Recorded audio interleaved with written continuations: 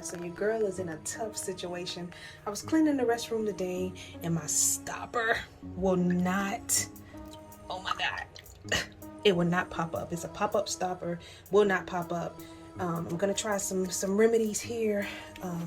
Got a little glove, got a hammer nearby, and I'm gonna see if I can get it up, and I'll share the process with you guys. What I'm gonna do, guys, is scoop this water out, and so we have it nice and clean, so there's no liquid around it or what have you. So the first thing we're gonna try is the glove. See if we can just get a nice little grip.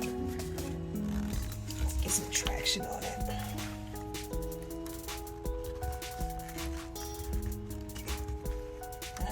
Nope, no traction. Alright, so second line of defense is we're gonna try to place this on here and gently tap on it so that we're able to perhaps loosen it up. Let's do this.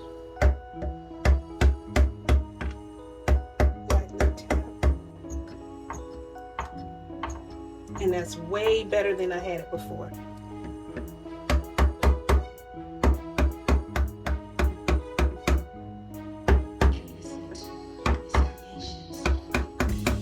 I may end up putting like some WD-40 or something. Oh yeah, there we go.